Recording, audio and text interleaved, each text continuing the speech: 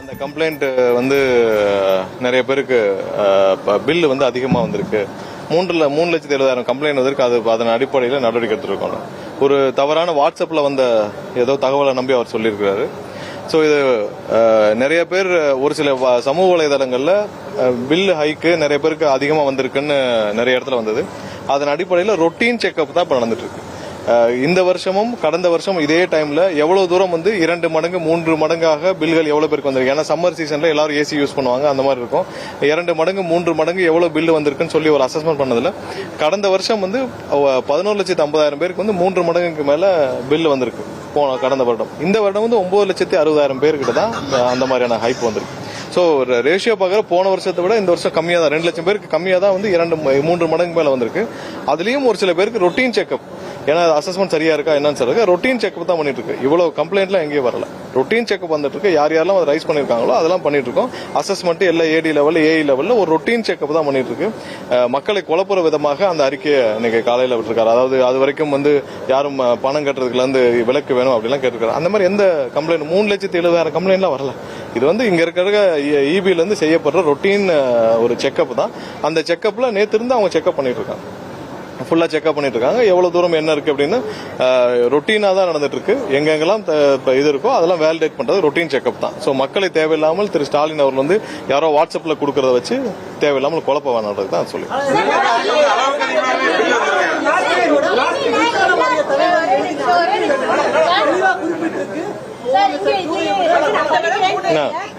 இல்ல சொல்றேன்.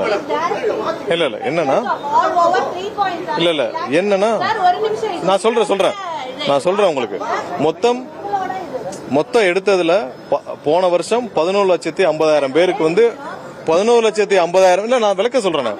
11,50,000 பேருக்கான இது வந்து 2 மடங்கு 3 மடங்கு பில்லு வந்திருக்கு. இந்த வருஷம் 9,60,000 பேருக்கு வந்து 2 மடங்கு 3 மடங்கு மேல பில்லு வந்திருக்கு. சோ அதுல ஒரு சில பேர்களுக்கு எடுத்து நம்ம ரொட்டீன் செக்அப் தான் பண்ணிட்டு இருக்கோமா தவிர்த்து ரொட்டீன் செக்அப்கான உள்ள இருக்கு. அந்த ரொட்டீன் செக்அப்புக்கு பண்ண அறிக்கை தான். இதுல எந்த கம்ப்ளைண்டும் வரல. 3,70,000 பேர் கம்ப்ளைண்ட் எல்லாம் பண்ணல. நம்ம வந்து இல்ல இல்ல நாங்க தான் சொல்றோம். இல்ல நான் தான் அதுக்கு சொல்றேன் விளக்கம் என்னன்னு இருங்க. 3.7 lakhs மட்டும் இல்ல, நான் சொல்றேன் கேளுங்க. 3.7 lakhs 70 lakhs மட்டும் இல்ல, 9 lakhs இருங்க. அதான் சொல்றேன் 9 லட்சத்து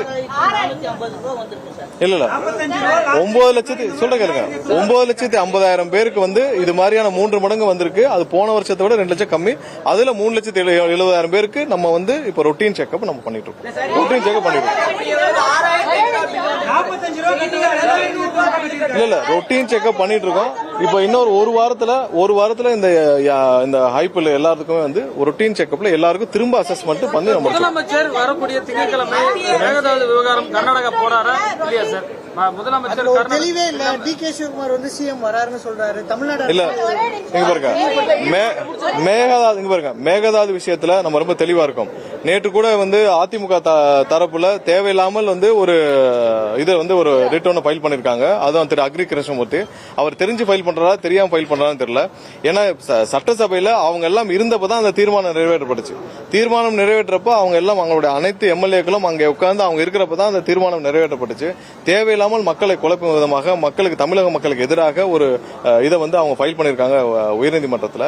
இன்டர்ஸ்டேட் இஷ்யூல எப்படி இவங்க உயர்நீதிமன்றத்தில் ஃபைல் பண்ண முடியும்னு தெரியல. அதுவும் இதுல சட்டசபையில் நிறைவேற்றப்பட்ட ஒரு தீர்மானத்திற்கு அவங்களும் சேர்ந்து ஒருமனதாக நிறைவேற்றப்பட்ட ஒரு தீர்மானத்திற்கு இப்ப போயிட்டு இவ்வளவு நாள் கழிச்சு போய் உயர்நீதிமன்றத்தில் வழக்கு தொடுத்திருக்காங்க. அது என்ன இன்ட்ரெஸ்ட் தெரியல. தமிழக மக்களுக்கு எதிராக பண்ணு நினைச்சு அதிமுக பண்றாங்களா என்னன்னு தெரியல.